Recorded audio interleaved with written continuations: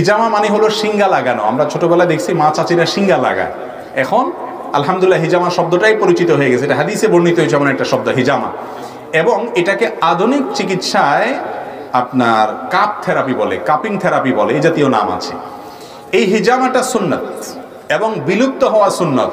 অনেক তরুণ ভাইরা এবং বিভিন্ন শ্রেণী পেশার ভাইরা এই সুন্নাকে নতুন করে জিন্দা করার উদ্যোগ নিয়েছেন ঢাকায় বিভিন্ন জায়গায়। এটা অ্যাপ্রিসিয়েট করার মতো আলহামদুলিল্লাহ। মনে রাখবেন, নবী করিম সাল্লাল্লাহু আলাইহি সাল্লাম বুখারী বর্ণিত হাদিসে বলেছেন, তিনটি কাজের মাধ্যমে মানুষ চিকিৎসা গ্রহণ করে থাকে। হিজামা, শিঙ্গা লাগায়া শরীরে যে দূষিত রক্ত আছে শিঙ্গার মাধ্যমে, কাপিং থেরাপির মাধ্যমে, কাপ থেরাপির মাধ্যমে সেই দূষিত রক্তগুলো বের করে ফেলে চিকিৎসা করা।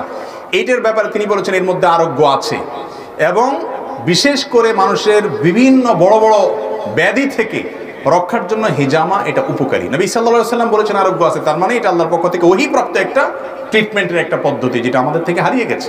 এবং সহিহ মুসলিমের হাদিসে নবী করিম সাল্লাল্লাহু আলাইহি সাল্লাম হিজামা সম্পর্কে বলেছেন, তোমরা যত পদ্ধতিতে ট্রিটমেন্ট গ্রহণ করে থাকো এর মধ্যে থেকে হিজামা একটা উত্তম পদ্ধতির চিকিৎসা।